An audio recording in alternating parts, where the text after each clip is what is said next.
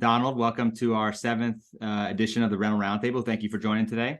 Glad to be here. Appreciate you having me. So people joining now, feel free throughout the time today. We blocked an hour to chat questions in. I'll answer those and I'll ask those questions as we go through. And then if you're listening on Spotify or watching on YouTube, thank you for joining. This is obviously not a live session for you guys. So just to get started, in the bottom corner, Donald, you've got your book there. Screw You, the comeback is always stronger than the setback. We're going to link that Amazon link in the chat here at the end so people can purchase the book. But I just wanted to read, just to give background on you for everyone else here. Sure. Some of the I guess your summary on the book. And it says, Mr. Charbonnet takes us on a career that is not only its ups and downs, but what starts the simple family business feeling he's set for life. Goes on to include horrific accidents, death, drugs, theft, prison, sexual harassment, backstabbing, theft of service, broken promises, bankruptcies, divorce, career changes, rapid growth, setbacks, comebacks, volunteerism, good venture capital, bad venture capital, and much more. Based in South Louisiana with travels throughout the country, his industry-based insights and trials and tribulations will help you see another side of what should have been someone set for life, so to speak, in a family business. Never give up. And I read it in one day. I really did, at the beach. It read as like a fiction novel because of how much stuff you've been through. But I'm excited to talk today. You have over 50 years of experience in the rental industry, and just that summary right there, you've seen pretty much everything there to see. Yes, that's correct. That's correct. I got the battle scars to prove. Yeah, and the stories. And I really enjoyed reading the book. So we've got some topics to talk through. A lot of what you're doing now, obviously, is helping rental businesses, sell their business, or you're helping people buy. I think you work with 9 different rental businesses right now. So that'll be a lot of what we talk about today. But before we get into that, for the people who don't know you, I'd love to hear about some of your story. If you want to start off from the beginning, how did you first get into the rental industry, and then sort of the high brushstrokes over the last 50 years of the different things you've been able to do? Sure. Well, my dad started a company in 1955. I was 5 years old at that point, one of 8 kids, the only kid who really went into the business with him. Once I graduated college, we all took some turns working in there, doing different things, because they said they would pay for tuitions, but any spending money would have to earn it. And so we all put in as much time as we could. But I made it a career. Dad had 7 locations at that time. We built it up to 17 locations over 20 years. And we had a horrific accident that took place with one of our people, a horrible truck accident. And we're told that we really should file bank Chapter 11 to protect the company. We operated for several years in that. And then the administrative costs got so high that we figured we had to shut it down. And we started another company with an investor for a year. And then after that, Dad and I left that. I went down to South Louisiana, to Houma. A good friend, Robert Buckner, who had 7 locations. I talked to him and just told him what had happened. And he said, I want to talk to you. Maybe we can get together. Had a meeting with him, and he hired me as a sales manager, which I've done, but really not done as an official title when you're part of the family. Because we didn't have outside salesmen back then. Everything back then was Yellow Pages advertising, except if you had bigger equipment. And we were a general rental company. And went from sales manager to general manager in 3 months, and then to president in 3 years when we sold to a private equity group. And then we grew that company to 27 locations through green starts and acquisitions. Neff Rental bought us. I became their VP of acquisitions. Did that for a year. The stock prices weren't really tallying up like they wanted them to, so there was a slowdown in the consolidation, so to speak. I had an offer from an old friend of mine, Don O'Neill, who had sold his Dallas-Fort Worth operation called A1 Rental to Nations Rent. And so he hired me as director of operations over 137 locations. I don't know why the 7s keep coming back to me, but I'm born in July, so maybe that's part of it. I stayed with Don about 4 months because at that point, RSC announced that they were going to merge with Nations Rent, and I saw a big bloodbath of management coming down the path. Saw an ad for cat rental in Louisiana for the cat dealer looking to get their cat rental program started, as most cat dealers were at that time. They hired me over 3 years, opened 7 green starts all over the state for them. Cat Corporate came in and did an audit of my operation of 7 stores, and end of the week, we had a meeting and Kat said, I'm doing everything right and the owners are doing everything wrong. And egos got in the way and I was let go after running about 1,000 miles a week for close to 4 years at that point. So at that point, I ran 2 John Deere dealerships, stores. Katrina hit after that and saw an opportunity to go back in business and started a company called Equipco with some investors. After 4 years of that, the investors knew more than we did, so I left that and jumped around a little bit. And then after, I guess, 3.5, 4 years, I ended up in the pipeline maintenance business for the oil and gas industry. And they had 1 location doing 13 million. And I grew that to 4 locations doing 62 in about 3 years. And then the VC people started bringing their own people in and I left that. And subsequent to that, I wrote the book. I had my own podcast show for 1.5 years, and that stopped when the pandemic hit and advertisers dried up.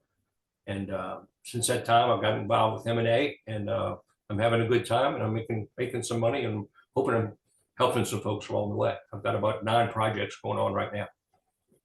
Awesome. I'm excited to talk about the M&A side of things. I'm curious for you, as I mentioned, we read the book, the phrase never give up is sort of central to the book. All of the ups and downs, what drove you to keep going? I mean, you've had a long career, but you've lived many lives in that. You've experienced more in that one life than people will experience in 10 years. What drove you to keep going? A house note and 4 kids to support. Yeah. A necessity, I guess. And the second wife. Yeah. Fair enough. Look, I enjoy work. I like being with people and stuff. And so, unless you've really cashed in and got a couple of $1 million in the bank, you got to keep going. Everything I read is that when people stop working is when they die. And I'm just, even at 73, I'm not ready for that. Yeah. And when you got started, did you think you would spend the majority of your life in rental, or is it something that was, a necessity to get going in your career? Curious, do you think you were going to do 50+ years in the rental industry?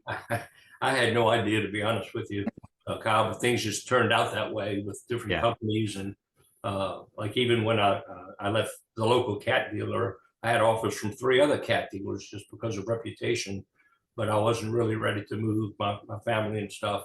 And I was kind of tired of bleeding yellow at that point after being treated the way that I was. Yeah. Well, that was not in the future. So things happen for reasons, and I have some animosities towards some folks that aren't even with us anymore. But that's just life lessons, and you just can't give up just because you stumble one time. It's not the stumbling. You gotta, how quick can you get back up and get back on your feet and start the race again?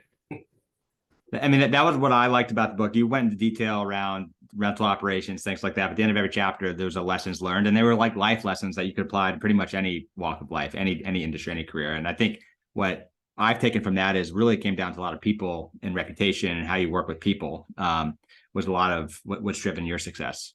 Right. I mean, being able to get along and manage people, it's not always what you say, it's how you say it.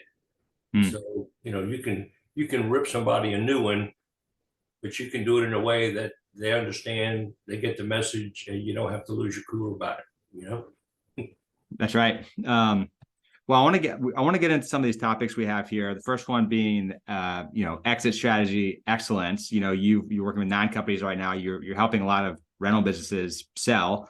Right. A lot of what we've talked about is how do you. It's fun to get the check and actually sell the company, but there's a lot of work that goes on in the months and years leading up to that. So maybe you can talk a little bit about, if you're, for the rental owners on the call today, who do aspire to sell their business at some point. Yeah. What are some of the things they need to be thinking about right now? Absolutely. So, and I look at a lot of financial statements. So I like to start there. Some of this may seem remedial to some, but if you looked at as many balance sheets and P&L statements that I have over my career, I hope some of this comes across that will hit somebody, even if one person gets it. But the first thing I would say is that you got to hook up with a good accountant. And again, we're talking about preparing a company. And these are things that can be done a couple of years out. And so there's 3 stamps of approval that a CPA can put. It can be a compiled statement, it can be a reviewed statement, or it can be an audited statement. And each one has a cost attached to it. So depending on how much you want to spend in getting that stamp of approval, with an audit, full audit being the highest expense, but with notes and everything else attached to it, that's the most expensive. And again, go down to review, which is typically affordable, and then compile. So having said that, let's look at two different forms of what we call financial statements. And so the first being the balance sheet, okay? Balance sheets and assets and liabilities. And so there's just a couple of points that I'd like to make that I think people might think about changing. Cash is one thing, accounts receivable. It's a number, it's usually a pretty big number. But there's something else that you can do with that number to help a potential buyer know more about your business.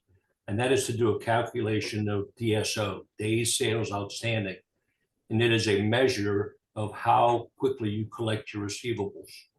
If a company's looking at you and your DSO is 120 days, that means you're kind of the, in my opinion, the rental company of last resort.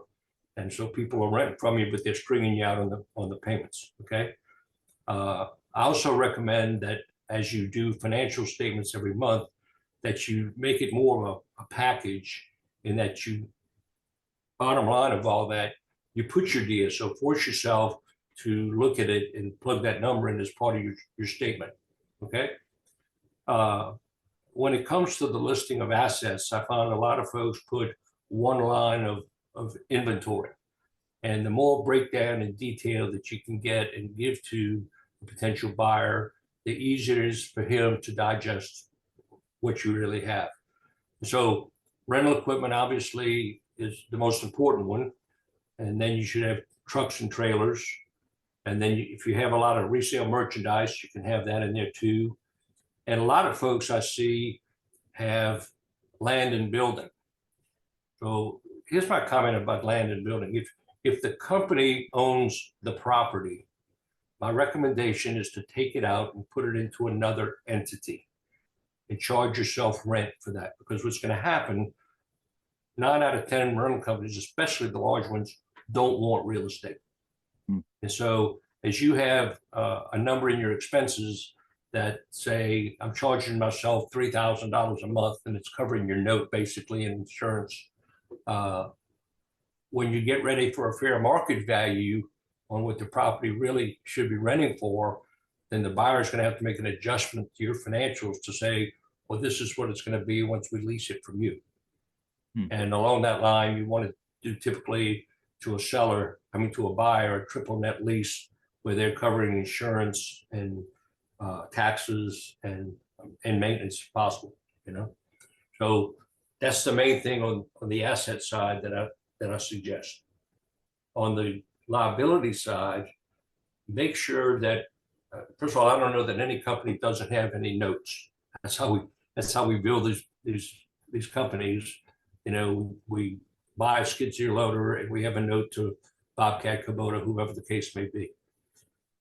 All those notes will be very important when, in fact, you get time to sell and there's a target date that the closing is going to take place. And so what you probably will be asked to do is to go to the lender and say, what is my payoff date as of this day? And then also a per diem rate per day if in fact the sale is delayed a day. Because what will happen is that the buyer typically will wire the money in, that take a day when it goes to the Fed. And once you have the cash in hand, then you typically should be prepared with the routing instructions and account number to wire transfer all the payoffs to these people. So it's a big part of getting ready at the end of the sale process that you have to pay off, and the company's got to be debt free. Typically, it's an asset sale. Okay, so those are two key things that I find on the balance sheet that become very important. Okay, payoffs on receivables to know how quickly you're connected. And I know you probably get an aging, to look at. Managers or owners look at an aging and say, oh, this guy's 120 days, this guy's 90 days. Hey, Joe, you call on him, you got the revenue, you got the commission, go get some money for us, okay? So that's pretty much it on the balance sheet side, on a big picture basis type thing. On the income statement, which some people refer to as a P&L or profit and loss, whatever you want to call it, I feel one of the most important things is on the income side that you try to break down as much of the different revenue streams that you have coming in. You know, there's an old saying that says if it can be measured, it can be managed. Okay. And so rental equipment, rental revenue, rental revenue, which tells somebody that if you're sub-renting a lot of equipment, and if you would go out and buy it, then you would make that much more profit instead of having to use somebody else's equipment along the way. Also, equipment sales and used equipment sales. And then you can have a other, which might include delivery, damage waiver. You know, everybody has this environmental expense these days. In Texas, sometimes they're even collecting property tax based on the equipment value. So you can have a zillion different income streams, and it kind of helps you to manage if you're looking at your delivery income, and then you go down and you look at your delivery expense. Are you really covering them, so to speak? So those are a couple of things along the way that I think would help to get more definition and give a potential buyer more detail. Because I mean, I've seen some in recent weeks that they just have revenue income. And so then you got to say, well, you know, is it all rental? And going to find out half's rental and half's sales, new equipment sales. A lot of smaller areas, especially in rural areas, get opportunities to do a lot of equipment sales. They may be a steel dealer, there may be a Toro dealer, there may be a big rod and lawnmower dealer, or whatever the case may be. There's nothing wrong with that for those markets, but typically a buyer is not really interested in that if they're one of the big guys buying. They want you to have 85, 90% rental revenue. And if it's 50-50, that kind of takes some of the potential buyers out of the equation, so to speak. And so then you have to look for someone who's in a similar situation that might have a couple of locations, and maybe they're ready to add one more to it if this is just a single store operation. So again, going back to the whole financial package that you put together each month, I suggest a DSO, but I also suggest that you calculate your EBITDA every month. You know, when it comes to that depreciation line, I find some of the smaller companies sometimes don't do that to the end of the year when their account says, well, let's see what you bought and then we'll play the depreciation. Well, I think it's a better habit to get into to have a monthly depreciation and show the true financials of the company and how that non-cash expense helps you in cash flow, because that's what buyers are looking for. They're looking for cash flow. And so I think everybody's pretty familiar with EBITDA, which is earnings before interest, tax, depreciation, amortization, right?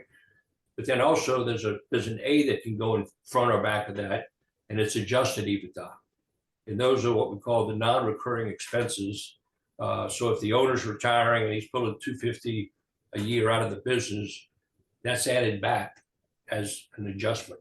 And if you've got the 3 kids' cars and the company's paying for everybody's insurance and cell phones and health insurance or whatever the case may be, those are typical add backs that you can add to the adjusted EBITDA number, which to a buyer, I mean, I've seen it go from 5 million to 6 million in an EBITDA calculation when you start adding back all the family perks. And there's nothing wrong with that. There's nothing wrong with that. But keep track of it. And even if it's not in the monthly financial statement, because if you have an adjustment to the financials, then in fact, they're going to want to see how'd you come up with that number. And so you've got to be able to go to certain line items and say, well, you know, $700 a month is family cell phones, and $600 a month is family fuel, and on and on and on. So if you start tracking that on a monthly basis, I think it'll really speed up the process. When somebody comes knocking on your door, or you're ready to sell, and you contact somebody like me or one of the other, you know, professionals out there that are doing this, I think it just saves a lot of time. You don't have to start being educated from the ground floor, so to speak. So as our topic is preparing, you know, to sell, these are the kind of things. And so my package at the end of the balance sheet and the income statement is a couple of quick line items that have EBITDA calculation, DSO calculation, and then I would also have the bank ratios that you're trying to target to hit by doing the calculation. And so if it's debt to equity, 1 to 2, whatever the numbers may be that you get with your banker and what your targets are. If you're 1 to 1, then you got some work to do and try to work those numbers so that every time you go to your banker, you're in compliance, with what they're looking for, not to be over leveraged to a point where they might say, Joe, I'm just not sure if we can do it. We're kind of at the what's end at this point, or on the top of the line that we're willing to go with.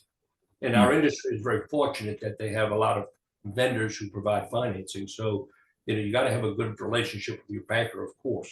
You may have an operating line of credit with them, and you might have an equipment line of credit with them. Just to have two separate things and different collateralized items that you have with your banker. So those are some of the main things. And other things that come up when you start talking to buyers is that, and in this day and age with all the software out there, to have reports that you can show the best items that you're renting, which your top rental item is at a 60-foot man lift, is number 85 CFM air compressors, or is it, Bobcats or skid loaders or mini excavators, whatever it is, to be able to run reports to show what's making up your revenue. At the same time, on the customer side, a buyer might ask, who are your top customers? Now, you don't have to give them the name. You can give them customer A, B, C, D, and the annual revenue they did. Because what a buyer is looking for is to make sure that you don't have one brother-in-law, so to speak, who's giving you 50% of your rental revenue. That is not a good equation to have. It's something that you want to, one of the companies I'm working with, their top 10 customers only account for 20% of their revenue, which is great, because that means you got a big group of customers and you're not just dependent on 1 or 2 to get you through the day. So that's just a couple of tidbits that I would add. Yeah, it sounds like diversification of revenue is important. I was taking notes as you were talking. It sounds like the biggest thing is getting detailed and really knowing your numbers. It's not just to say, here's my revenue, here's my EBITDA, but like income broken out, EBITDA at a monthly level, DSO calculations, bank ratios, getting really nuanced and detailed. All revenue is obviously not treated the same, and being able to know what those numbers are and have access to that seems important as you're going through a sale process. Is that fair? And on top of that, the average age of your fleet. They don't want to say that the average age is 60 months, and so you're looking at an old fleet, and right away you're gonna have to start, investing in more inventory as you start to phase stuff out, and that's an important equation too. So typically on a depreciation schedule, as you're setting it up, make sure you have some list of equipment that has either the date of acquisition and or the day it was manufactured, because you might buy a 2021 in 2023. And so your data acquisition is 23, but really it's a model 21. So they'll look at how many more years do you really have to play with, so to speak. Yeah. I got a question from the audience I want to ask. How do you identify the right time to sell? What requirements does my business need to meet in order to be attractive to a buyer? And I want to make one note. I know when we had talked previously, I think there was like a minimum revenue threshold was important too, right? If you're, I think, correct me if I'm wrong, but I think 5 million or so is usually when you get to become a lot more attractive to buyers. But when is the right time to sell, and like, how do I know I'm ready to begin that process? But the best time to sell is when business is great. Okay, buyers do not want to turn around a company. They want it. When I was VP of Acquisitions, Kevin Fitzgerald told me very clearly, it's got to be accretive to earnings right away.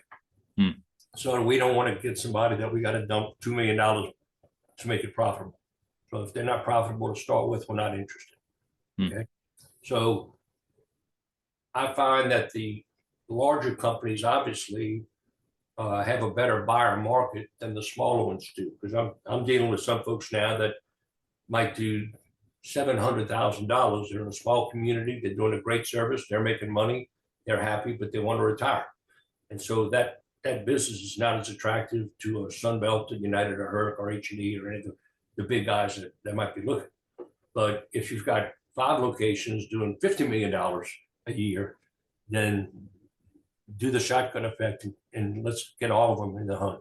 and see who really wants it bad enough. And an interesting comment, I did a deal with one of the larger companies about 2 years ago, and they had just bought a 20 location company, and they already had many, many locations. And so I talked to the M&A guy and I said, tell me your strategy. What is it that you just bought 20 locations? And I know there's going to be so much overlap and bloodbath, so to speak, as I always refer to. Why do you do this? And he said, well, there's three things. He says, we need equipment, we need people, and sometimes we get a better location than we have. So equipment and people obviously are the two key factors when they're looking to buy a company, even if they have one within a mile or two. You know, they may want to say to the seller, how long are you in that lease? Guy says, I'm in it for another 9 months. He said, that's perfect, because at the end of 9 months, we have consolidated in our existing location down there. And they get more people, and they get more equipment, and they get more customers. So, I mean, that's my take on when to sell, is when business is really good and there's still buyers out there. I found in recent months that there's a lot more private equity interested in this industry than you might think of.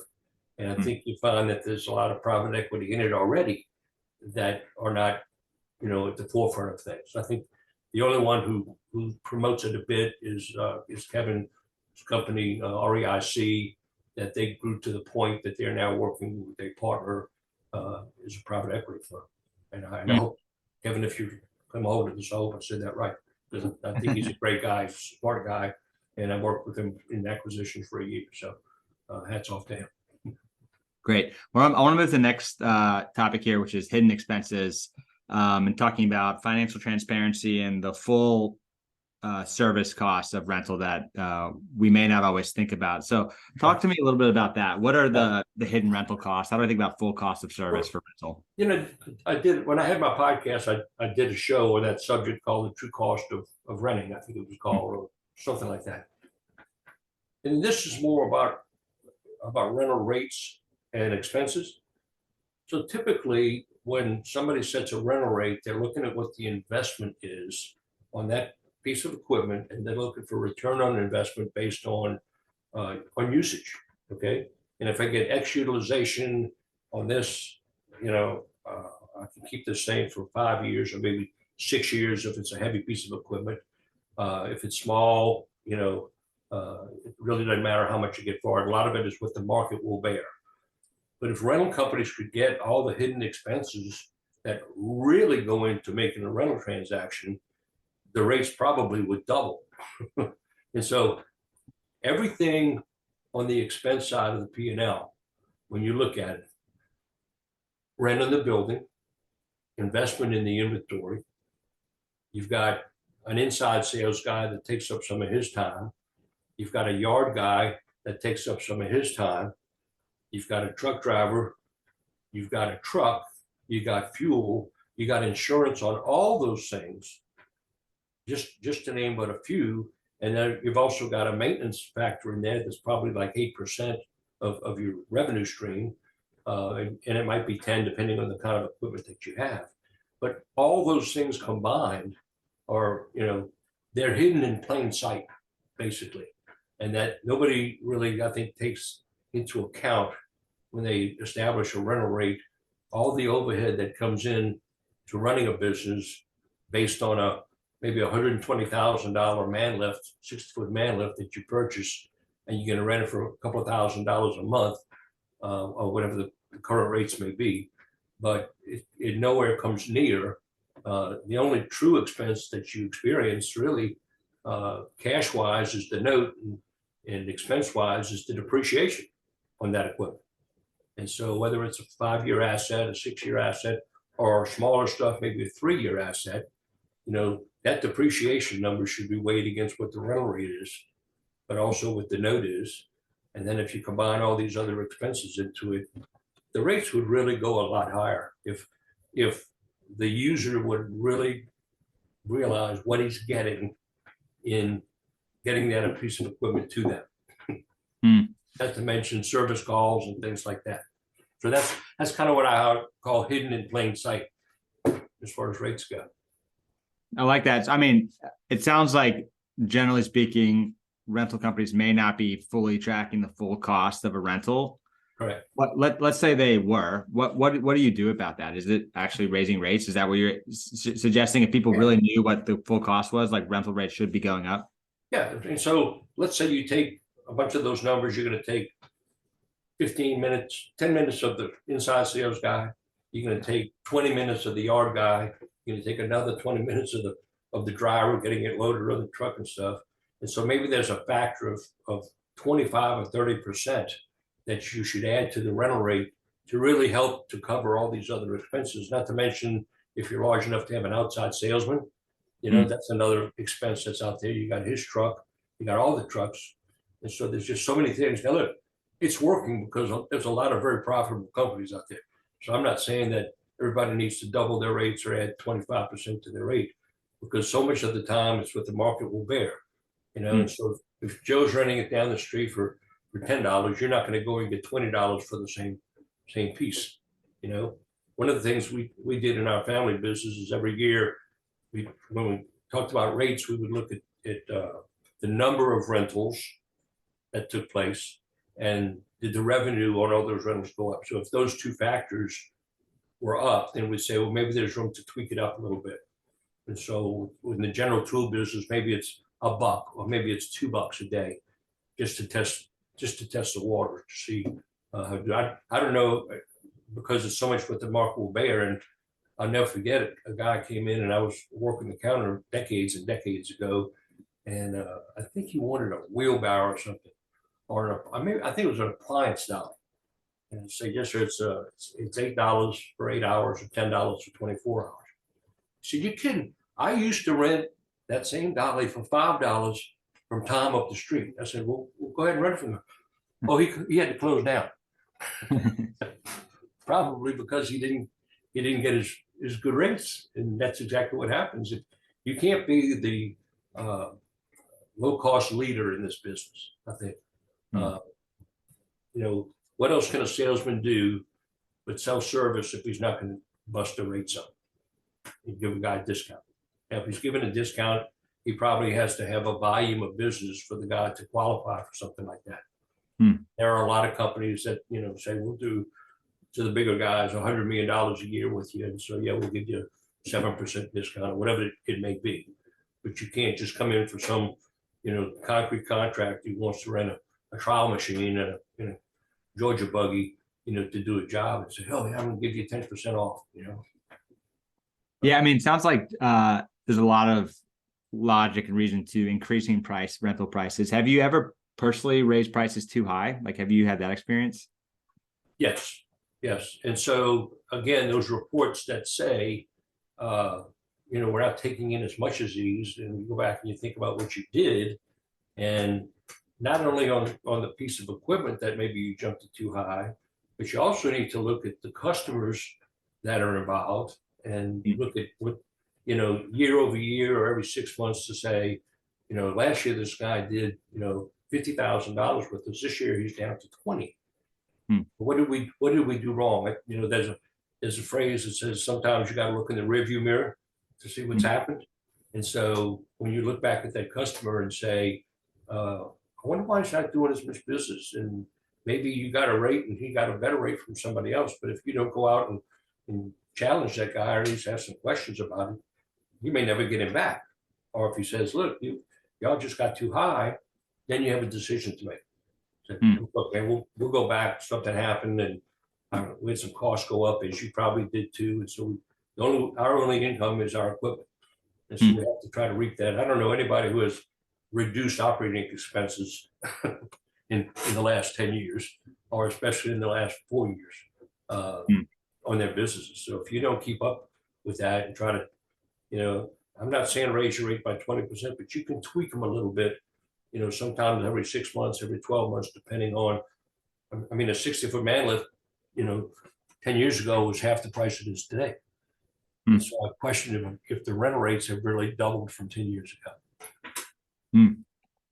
And how important is like gut feel and intuition when setting rates? You have all the metrics you measure, you just mentioned. How do you balance what the numbers say versus what your gut feels that you may be out of out of whack with what the market said the price should be.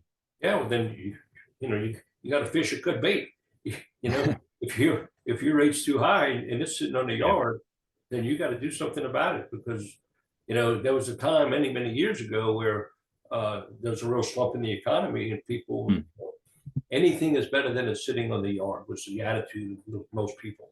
And it's almost like a contractor could name his rate what he could get, because you might have 5 companies call him on it every day, and everybody giving him a different rate.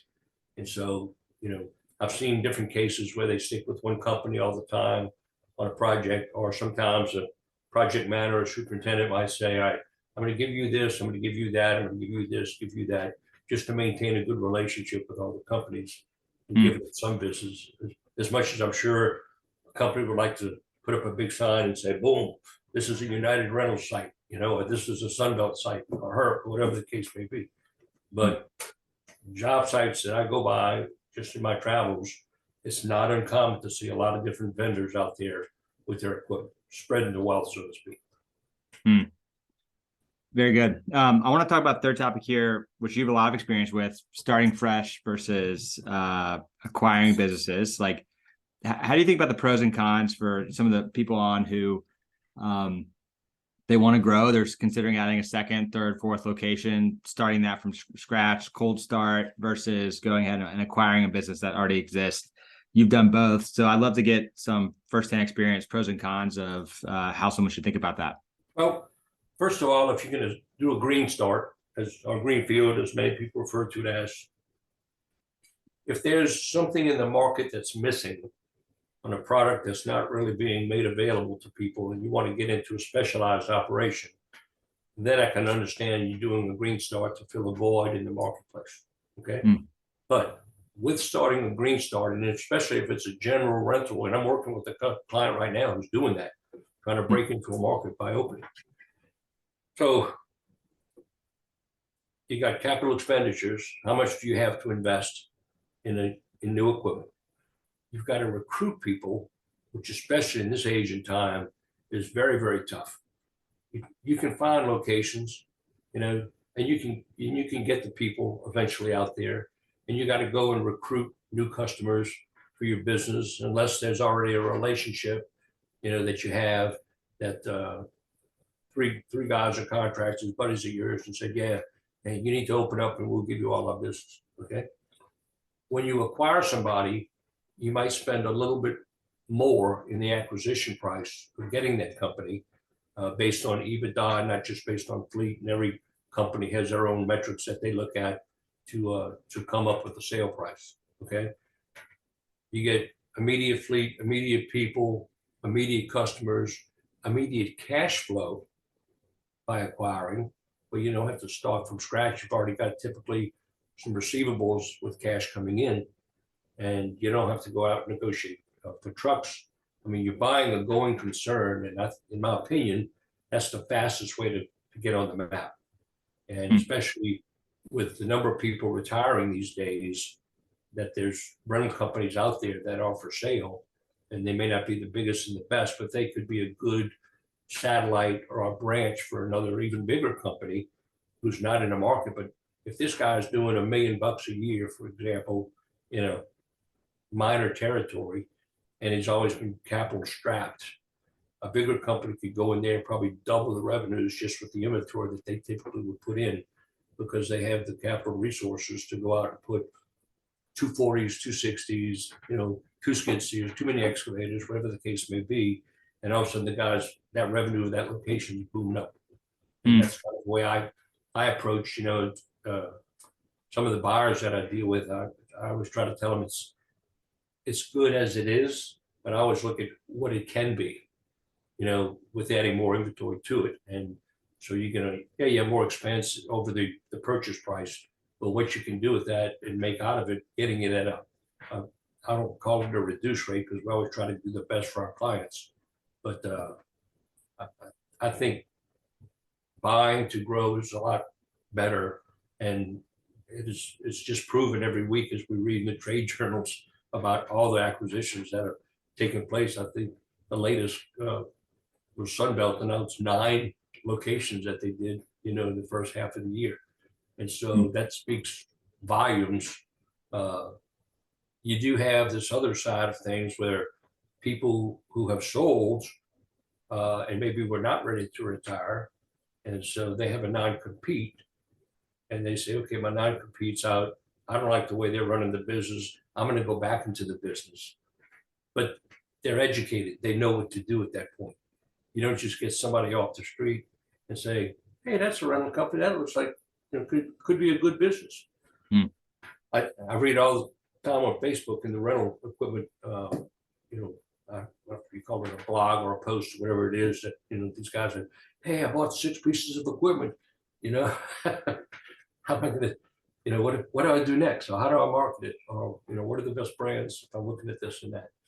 But they always have some recurring people going into the business. I think ARA would be the first ones to tell you that as many people are selling, there's that many people still starting or going back into the business afterwards. And I mean, I have clients that do that. They say, I'm going to sell, and if I don't like what they're doing in a couple of years, I may just jump back into it. I mean, your story, you've sort of gone through the cycle a few times. What's typical non-compete for the national players? A couple of years for people to come back, 2 years? Yeah.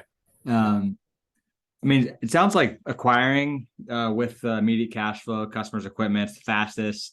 I don't know if you want to say better in every situation, but there's a lot of value in that. When does it make sense to do a green start? Why would someone consider doing that? If let's just put ABC company, okay? And there's a market that has 4 competitors that you've competed against in other markets. And you know that you can get your share of the business in that market. So you do a green start and just jump into the market because you've got experience from the other locations that you know what to do. When I was running Buckner Rental, we had a new store opening plan that I wrote and a transition plan that I wrote. When we would acquire somebody, all the things, the details that had to go into both of those things. And when we did a green start, or even if we bought somebody, we would take 5 salesmen from other markets and we would do a 1-week blitz that those guys would go out and just put the name out that we're here. End of the week, we would have a big cookout. That invitations that come and have some barbecue with us or whatever the case may be, to just really get a bang out there to say, we're in this market, we're here to serve, give us a shot type thing. And that's just kind of what green starts are all about. But they're an extension of an existing company that has a track record of doing this in other markets. And they know that they can go in and crack the market and compete with those guys. So if you have a playbook already, you can use a lot of those resources, a lot of those learnings, jumpstart the competition in a sense, because you could just take what you've done and replicate it. Yeah. What about someone who's Hey, Colin, another thing on that note, when we were growing Buckner, we would have a location here, and all of a sudden we're delivering stuff 45, 60 minutes out that they've heard about us, okay? And maybe there's nobody servicing those needs in that market that's an hour away. So that's a perfect target to go and do a green start because you've already got some established business there. And if you were there all the time, you probably get more business. So when I look back at the company we built back then, about every hour, you can find another one of our locations. And that's typically how it worked with being in one place, but servicing the next city over, so to speak. And that way we knew the business was there. Yeah, I've heard that too. I don't know what the right distance is. Maybe it's an hour. So you don't want to be 7 hours, right? And then you actually can't use equipment. 20 minutes, 10 minutes, maybe too close, right? But it sounds like maybe an hour or so is sort of a good proxy for thinking about how to space out your locations. Is that right? Right. And what we also did in that time is if one location needed something from the other location, rather than have the driver go all the way, we'd have a rendezvous point in the middle. So each one would go, they'd meet there, they'd swap the equipment and go back to their respective locations. Handoff. It's like your Saints shirt there. They run the handoff to the running back. And what about on the green start makes sense if you have 1, 2, 3 locations and you can sort of take that playbook, take your people, get it stood up. I mean, I read a lot of those comments in the Facebook rental group too. There's a lot of people who are starting from scratch. They don't have, this is their first location. They got 5, 10, 20 pieces of equipment. Any advice for those people who can't actually, I mean, they're actually bootstrapping and building the first location from scratch. Any advice for them?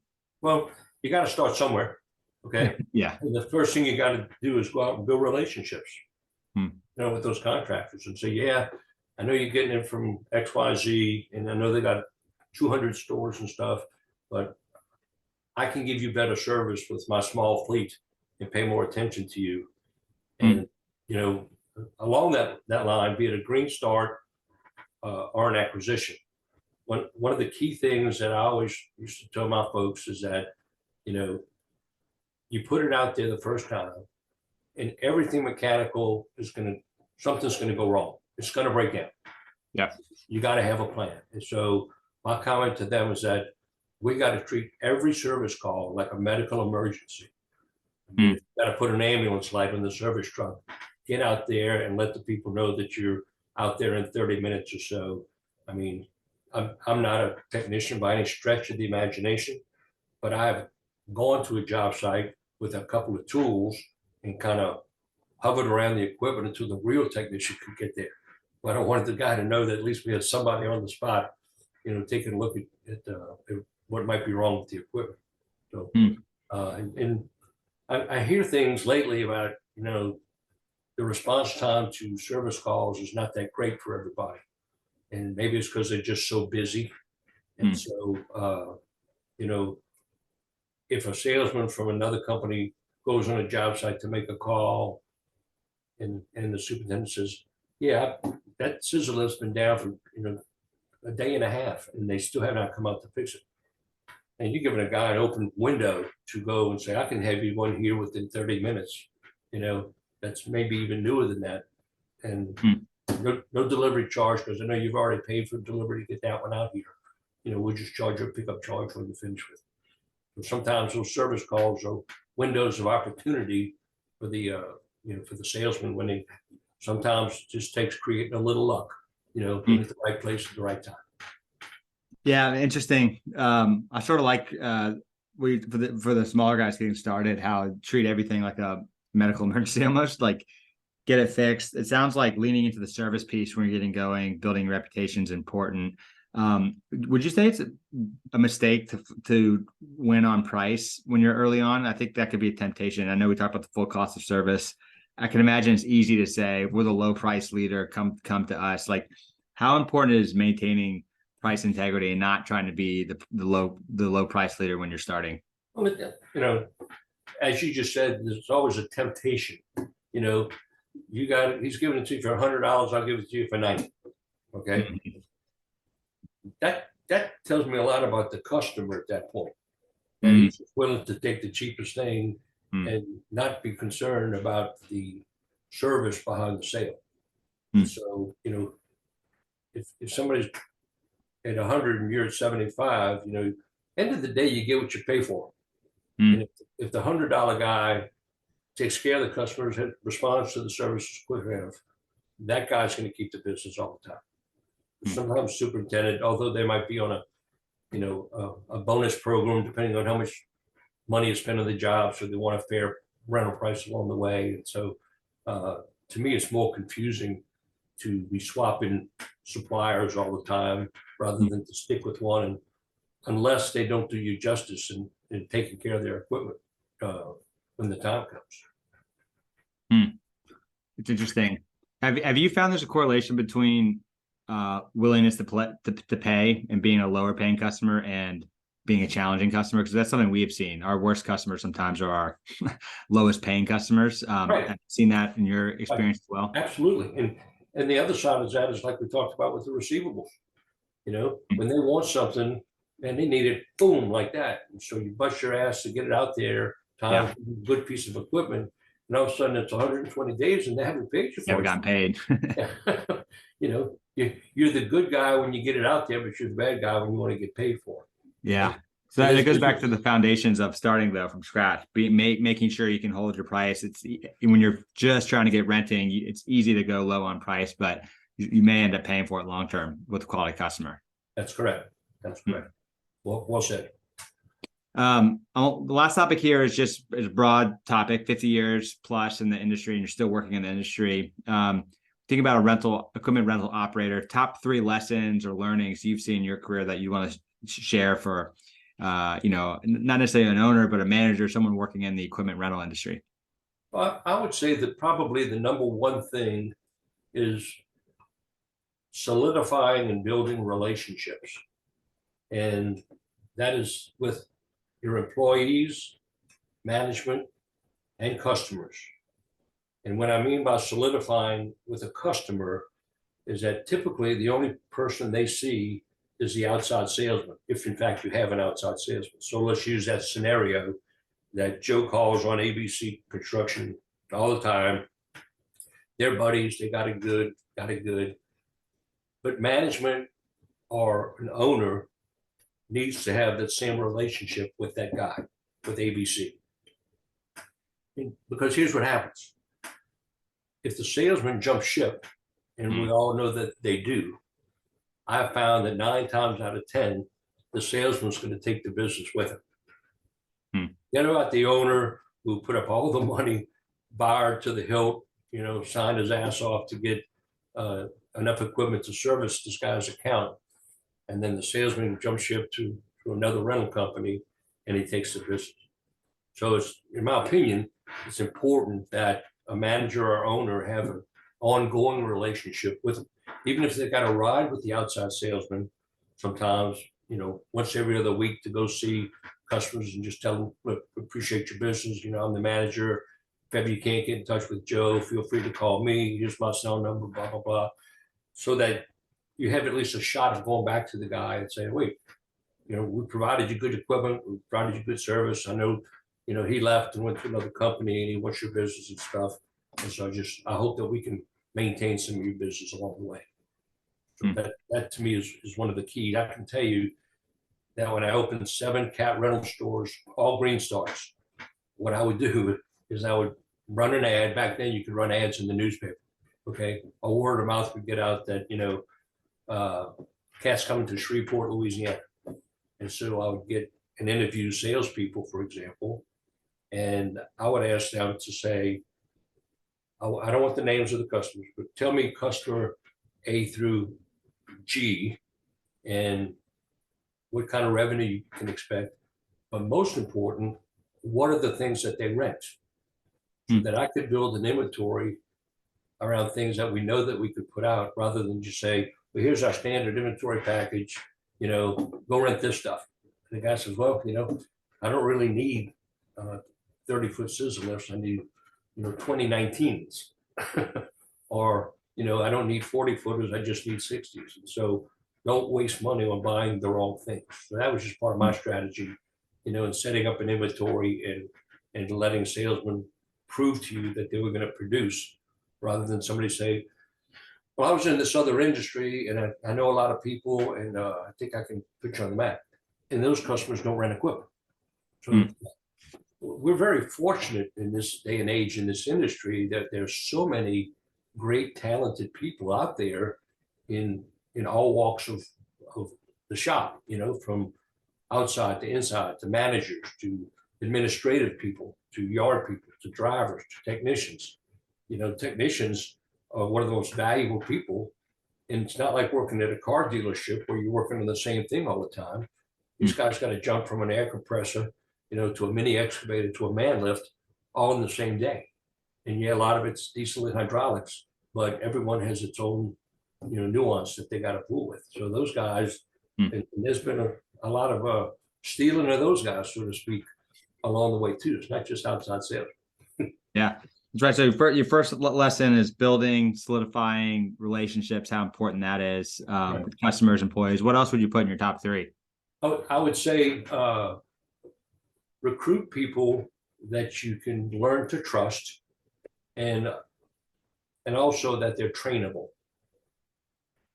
If you get somebody that, let's just say, is an inside sales guy or dispatcher, whatever the term is that everybody uses these days, that person should have the capability of one day either being an outside salesman or becoming a branch manager, but only if you think that they can learn and grow with the company along the way. Maybe a yard guy could become a technician in the shop, but there's always these different hats that people can wear, but they got to be trainable, and you got to be able to trust them as much as anything else.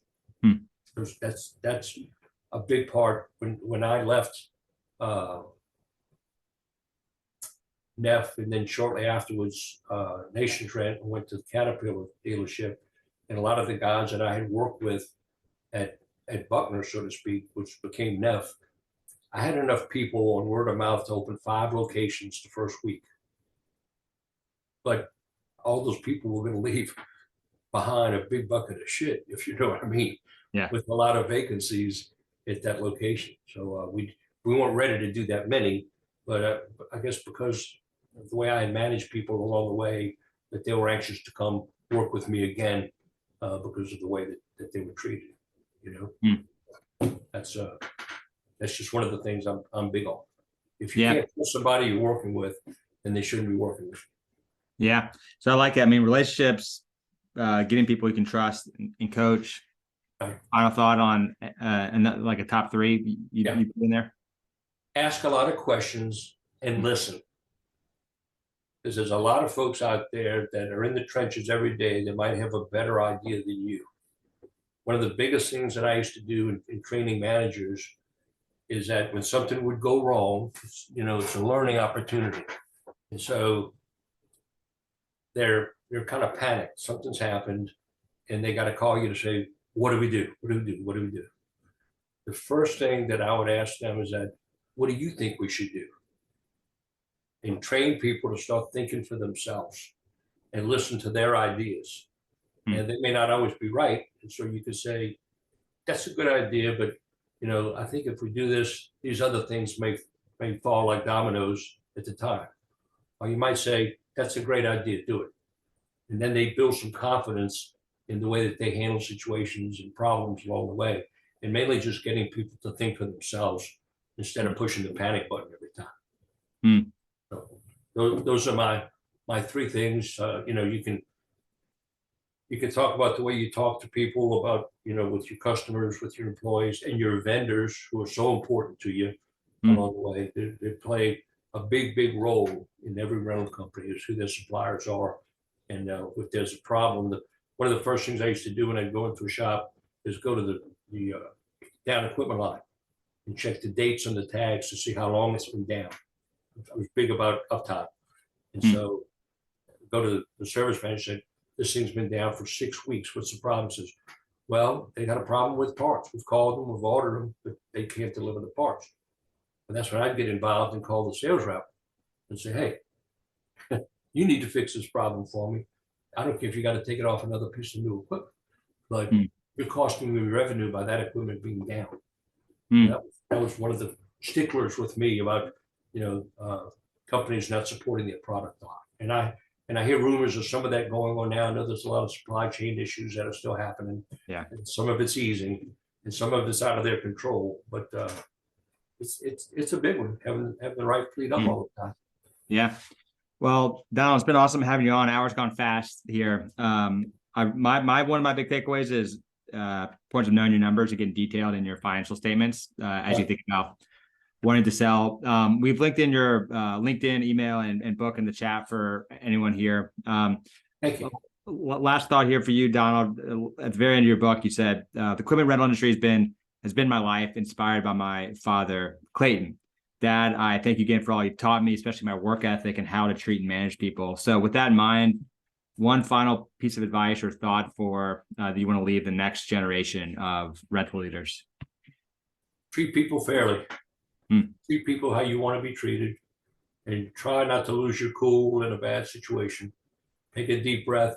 And, these days, it's not like you can go and curse a guy out for doing something wrong because he'll turn around and sue you. So just take a moment, analyze the situation, and treat people fairly. And hopefully it's a learning experience when that happens. When I got into the business with my dad, all the managers were much older than me. I had been working since grammar school, but when it became full time, I was 21, and these guys are 50 and 45 years old running stores. And so They were the ones who taught me a lot along the way. To go work with them a couple of days at a time and pick up this and pick up that, and know how to answer problems that come up along the way, and mainly just how to treat people. So that's all comes back to people. Well, thank you everyone for jumping on. And if you're listening on Spotify or Apple Music or watching on YouTube, thank you for joining as well. And Donald, really appreciate you coming on. Go Saints. Love the shirt. Appreciate the opportunity. Good to see you. Good. All right. See ya.